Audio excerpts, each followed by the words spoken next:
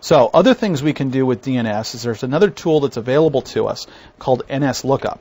So if I do NS lookup here, what I can do is I can do a name server lookup right from my command prompt here. So if I did a search for, say, yahoo.com, type here, there we go, and then we get a non-authoritative answer. That means our DNS server isn't a root DNS server.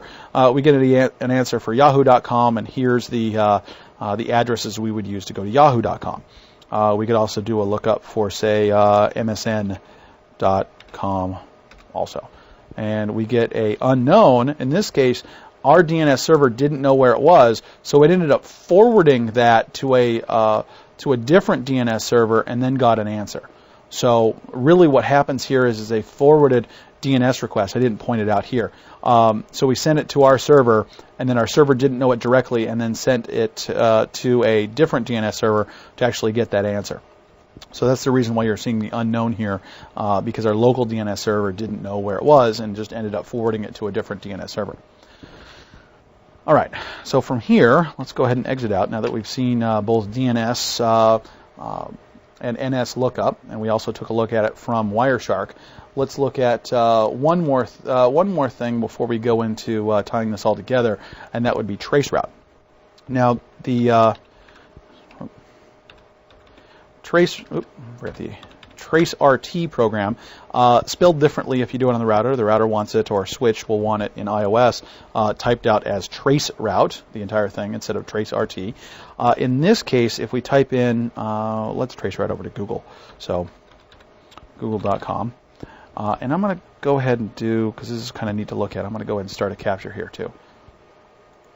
All right, so we've got our capture running, and we're going to do our traceroute.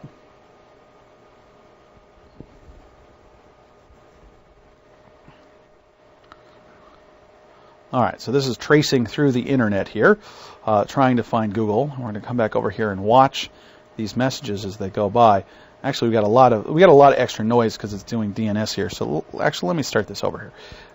All the extra DNS stuff is excessive here. It's going to take away from my ability to show you what I want to show you.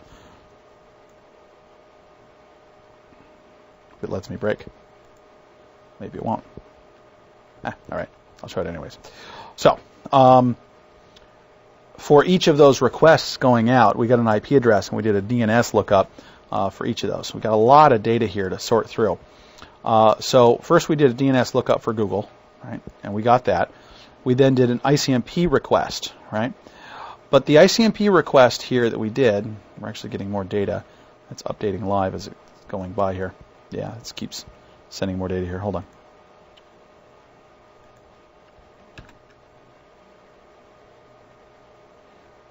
Problem is doing name lookup, and it sits and fails as it's trying to do that. There we go. So we finally got to the end here. All right, let's go back. Take a look. All right, back to the top. We'll stop our capture. Top again. All right, so we did a couple DNS requests. We then did an ICMP request. This is what's interesting here. The first ICMP request that went out, right? Traceroute, in the case of the mechanism that Microsoft uses for traceroute, it uses ICMP. Now, I'm kind of at odds with that because I don't think that Microsoft should have used ICMP for this. It's actually against the rules as far as ICMP is concerned to do things like this because when you send an ICMP echo out, you're not really supposed to get anything else other than an echo reply. In the case of Microsoft's traceroute, though, what it's doing is, notice what came back, not echo reply, but an ICMP time to live exceeded message. Really what's happening, if we take a look closely at the packet here, if we look at the Ethernet header, it's going out to our default gateway, which we expect.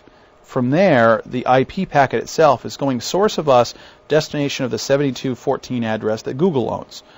But what's really interesting here is if we look what the traceroute program did, it set the TTL value to 1, which means that as soon as it hit our router, the router, every time it passes through a router, it's going to decrement the TTL by 1. If that TTL value ever hits 0, the router is supposed to send a ICMP time exceeded message is what we've seen here. Time to live exceeded value is sent back from the router. Notice we're getting that from our router, and we'll take a look here.